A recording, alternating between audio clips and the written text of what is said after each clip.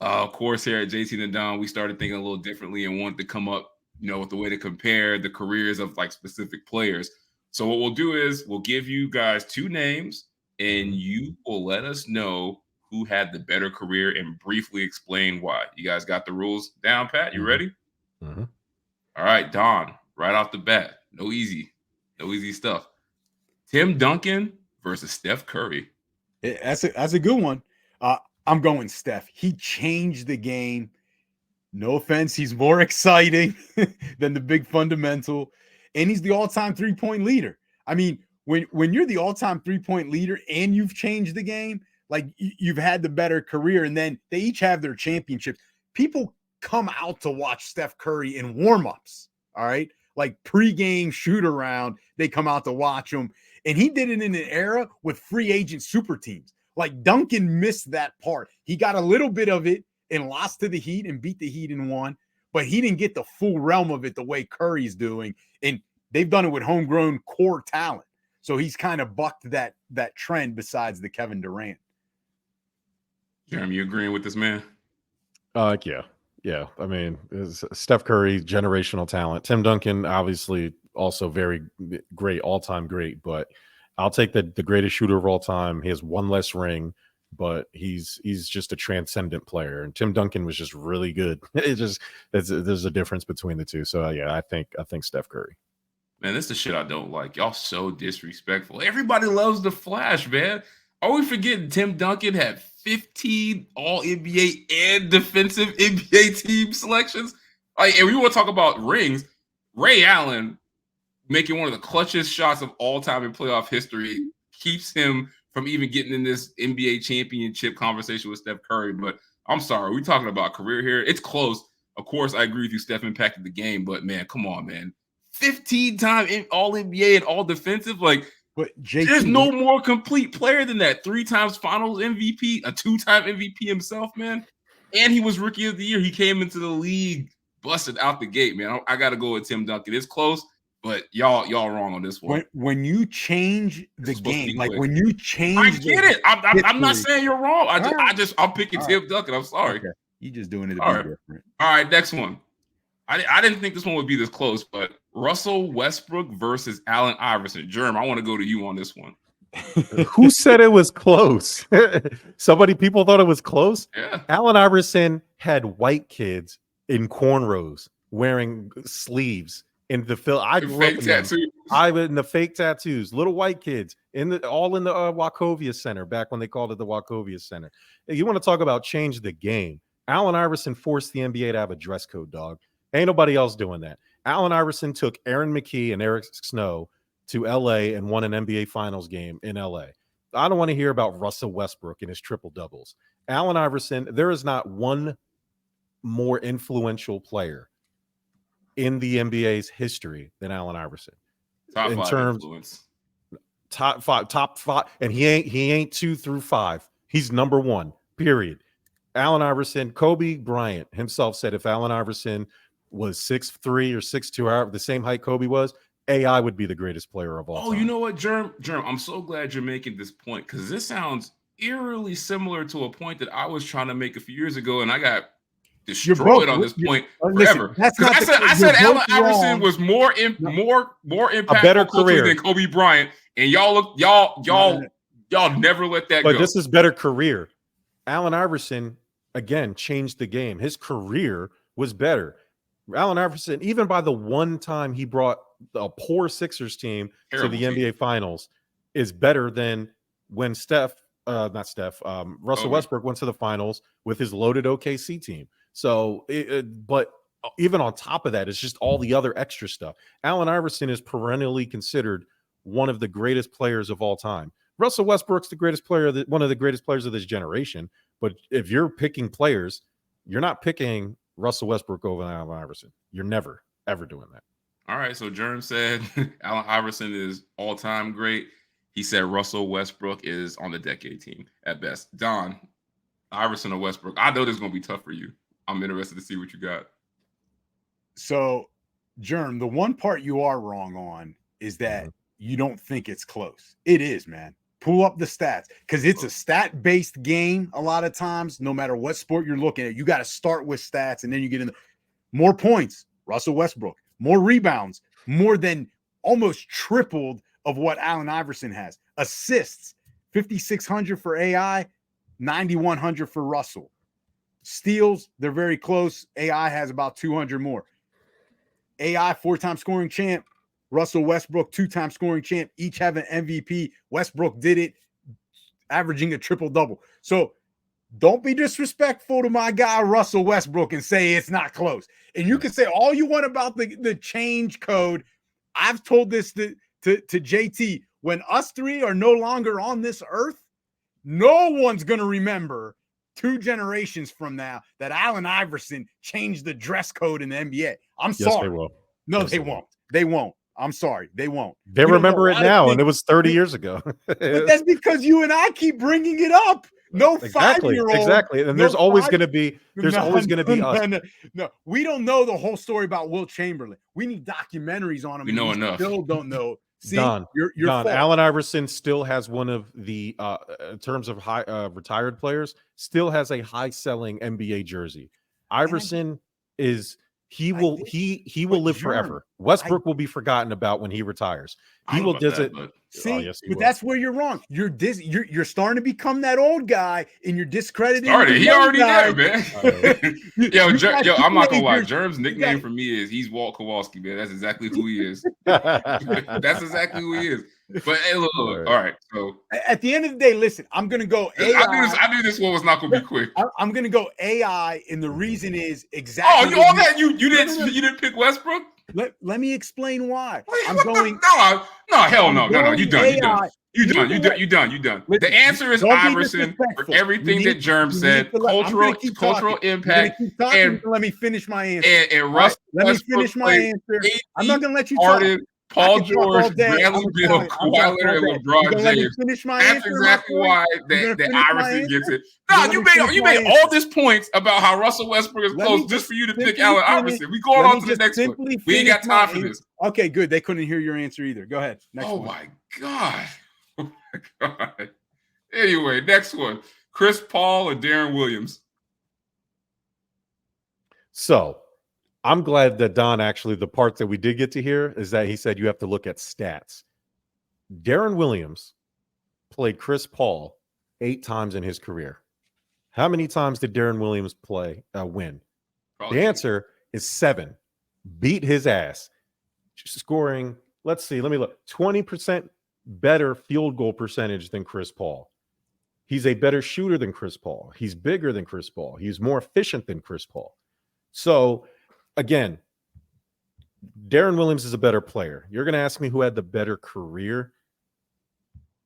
Only based on longevity will I say Chris Paul. But this is not me saying that I think Chris Paul is better than Darren Williams. Darren Williams injured.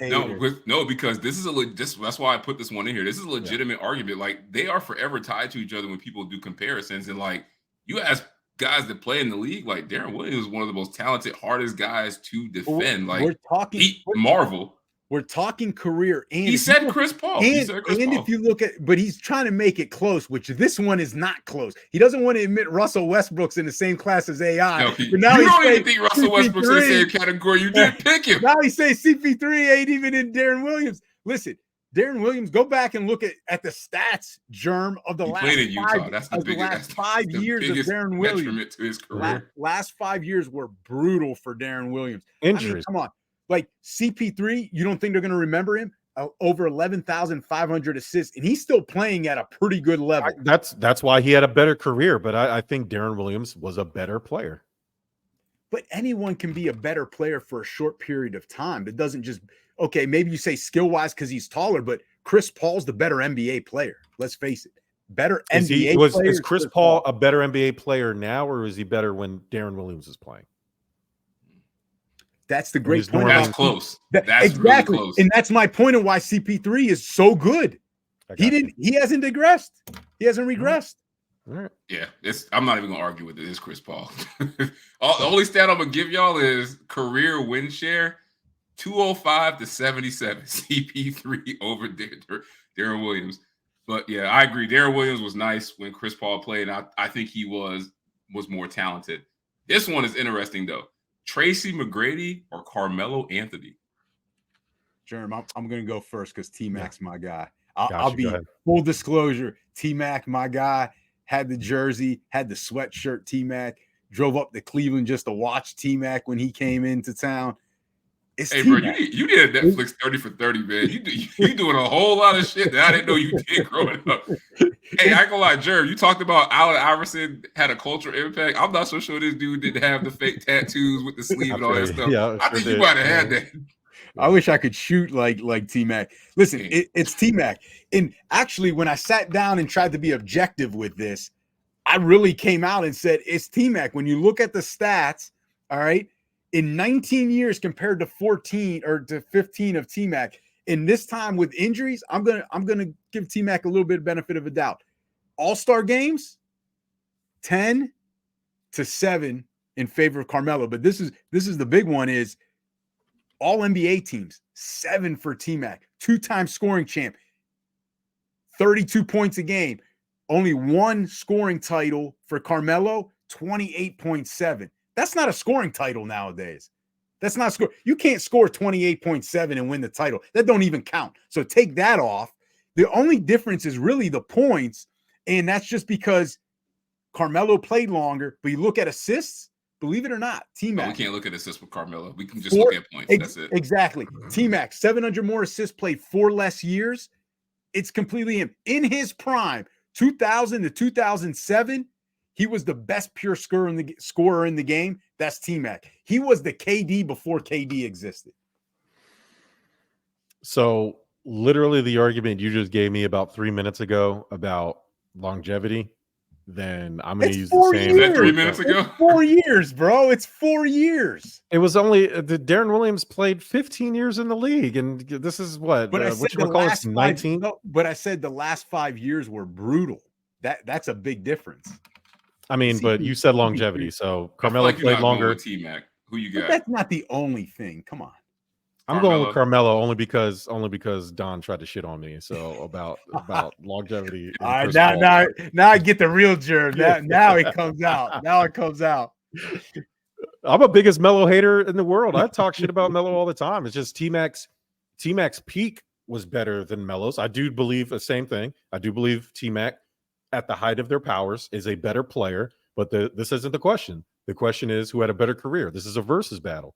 Unfortunately, Melo has the longevity. He has the all-team accolades. He has the stats that matter. And if you're talking about career objectively, I would say Melo had a better career as a solo star, right? T-Mac had way more help in his good years than Melo had, right? Melo had a bunch of old guys. You got Allen Iverson at an advanced age. Well, who was Melo's best teammate? Kenneth Farid, you know what I mean? An aging Amari Stoudemire, like it just. I mean, Jeremy Lin, it just he didn't have. You could say the same for T-Mac. The running joke is that Prime Vince Carter. Prime Vince Carter. Yeah, T-Mac was a young guy. He got out of there after his first contract. I mean, he still had him. So I got to be the tiebreaker on this. Yeah. Don, I'm sorry. It's close though. I gotta go with. It is close. Because I this was a tiebreaker for me.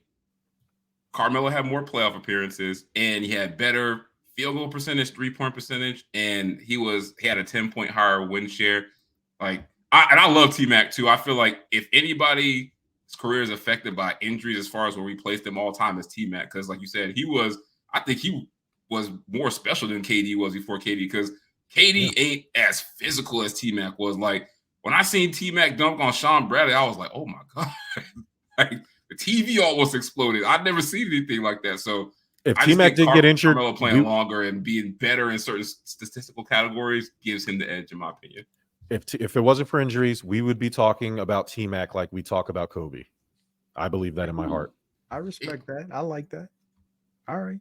So, hey, let's stick with the NBA and let's continue along the line, the theme of careers, but the opposite of a legendary career now. So let's play the what if game. We haven't done this on JT and the Dawn. So first one, I'll start with you, Jerm. What is the biggest what if career in NBA history? This was so. What do you mean by career? Because if you talk about, I'm thinking like things that alter the history of the NBA, and the one I could think about, there's a Okay, couple. that's There's fine. actually, You can run. You can Yeah, run with however you that. wanted to You can run analyze with that. because if you're talking about player, then it's probably D Rose or something like that, or Len I Bias think not D-Rose. dying, right? But when I looked at this question, I thought, man, if the Detroit Pistons would have selected Dwayne Wade, that would have changed not just his career, Chris Bosh's career, and LeBron James's career. It would have changed a lot of things in the NBA over history. In the Miami Heat. And the Miami Heat organization and the Detroit Pistons. That could have been a dynasty. Yeah. I don't think so. When I go back and look at that Pistons team that had just, they were going to win the title coming in the 2004. So if they draft in 2003, chances are Dwayne Wade wouldn't have started, but he would have learned behind some of the greatest basketball minds and the greatest, most well-coached NBA team in modern history, because that Detroit Pistons team, when you look at the roster, was not supposed to win a title, but they were so well coached. Those pieces fit so together. And now in hindsight, because now we're all older and they're older, just what special basketball minds were actually in that locker room to have Dwayne Wade be molded by that. And then he could have sat on that bench and became a sixth man and then ascended as Chauncey Billups and Tyshawn Prince and these guys and Rip Hamilton kind of moved on in their careers, much like Tim Duncan ascended into that leadership role with San Antonio. I envision that for Dwayne Wade. And then if Dwayne Wade was there, that means, maybe Bosh wasn't going to get drafted by the Raptors. Maybe, and then LeBron and Bosh wouldn't have joined Dwayne Wade in Miami. And so I can't look at Dwayne Wade's talent and not think he would have turned into, maybe not as echelon, because he basically molded that Heat franchise as a young kid by himself, but I still think he would have ended up as a Hall of Fame top tier player. Just it would have been different, and maybe he would have gotten more titles out of it. But I think about just all of the tentacles that draft pick or misdraft pick affected in our modern NBA history, because I just the way that draft class just shook out at the top. Yeah, that's definitely an interesting one. That is interesting. So many different ways. JT, what do you got? So I like that he looked at it that way. That was like the whole butterfly effect. So I looked at it as more of like, I did it simple. It's like injuries / like history, career altering, stuff like that. And I mean, you could put a lot of guys on this list when it comes to that. But you know what was interesting that stuck out to me, and I'll give you my answer. My answer to me is Magic Johnson, and I'll tell you why. Like, you just look at when he retired. Well, he was only 32 years old. His last season, he averaged 19, 12 assists per game, 7 rebounds. I think he came off an MVP season. And just think about it this way. Imagine if Magic Johnson had never got HIV and he played for the next 6 to 8 years at that level. Like, how much more would he have accomplished? Like, he probably would have more rings than Michael Jordan. He probably would have more all-star appearances. And he probably would have more all-NBAs, because they were close at that time, like when he had stopped playing.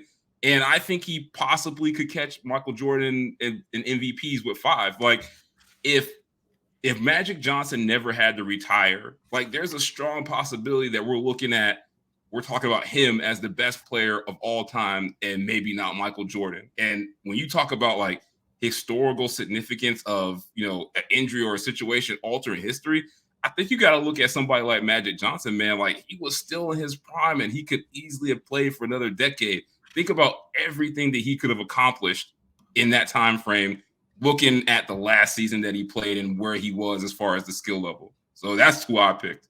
That's a good one. That's actually a good one that I think some people forget, because he had such a good career up until then and had already played like 12 years. I'm going to go with a guy that Jerm actually mentioned. It's Len Bias. To me, that's number one, because it wasn't even an injury. We never even got a chance to see this guy. And this is the thing. He was drafted in 1986. And we know the tragic story by now, unfortunately. But it's not only like a what if of how good of a player he could have been, but you hear all the good things he was as a person. So we don't know what kind of impact off the court he could have had too. But then looking at his career, the Celtics were able to get this guy like number 2 or something overall.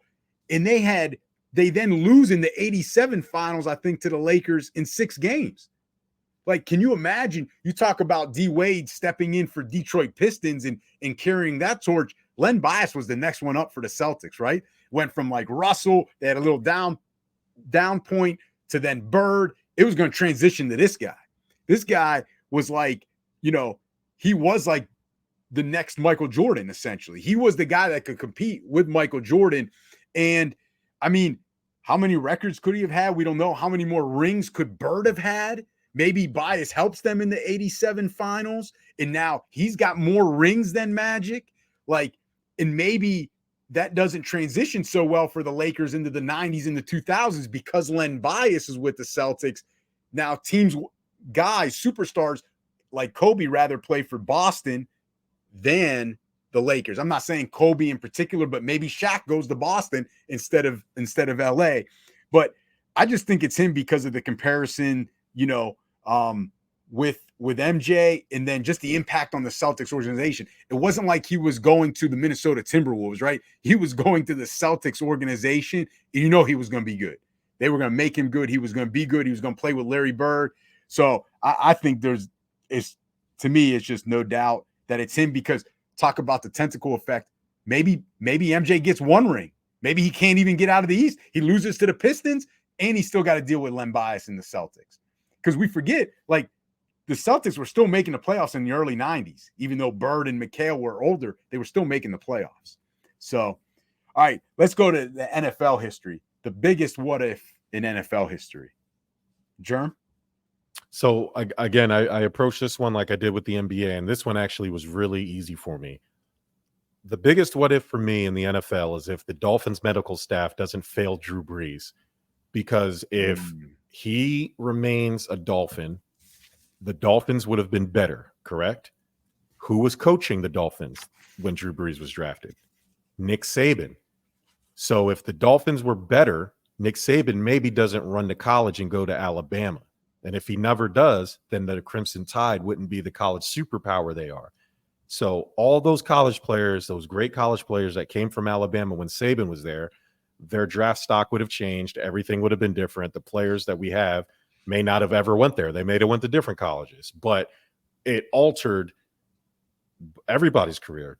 Nick Saban's possibly, delaying him going to college for at least another year at bare minimum, or Drew Brees, who maybe doesn't become, the Drew Brees that we all know for New Orleans, but the guy had talent. I mean, that would have helped the Dolphins tremendously to have somebody like Drew Brees as their quarterback. So when I think about the what ifs, I think about how the Dolphins messed up in passing on Drew Brees. Jerm coming up with some good ones. He's trying to change NBA and NFL history, man. I know, man. Damn. JT, what do you got? Oh man, there's so many ways you can go with this. I didn't want to pick, like a top one. I felt somebody on this panel would probably pick, but the one that stood out to me is, because I think people forget how dominant this guy was, it's Priest Holmes. Like, you forget that 3-year stretch he had. He averaged 1,500 yards rushing and 19 touchdowns for 3 straight years. And then the 4th year when he got hurt, I think he played 8 games. He almost had 1,000 yards and had 14 touchdowns in the 8 games then. He was only 31. Like, can you imagine if he played another 3 or 4 years in that system and he was healthy?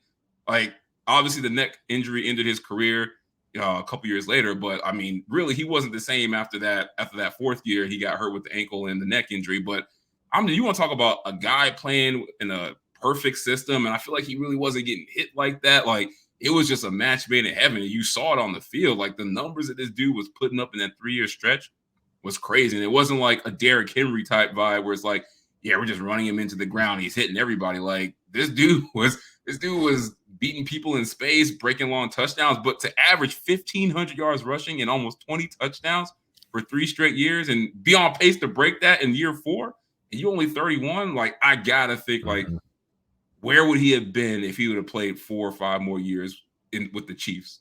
Where are we talking about Priest Holmes, amongst the all-time great running backs? Because we talked about Terrell Davis on this show. We talk about all the time, he was dominant for a short stretch. He wasn't this dominant. You want to talk about being dominant without rings? Like Priest Holmes is at the top when it comes to players like that. So that's the person I went to. I'm going to go running back as well, but I'm going to go with the man, Bo Jackson. He played only 4 seasons in the NFL.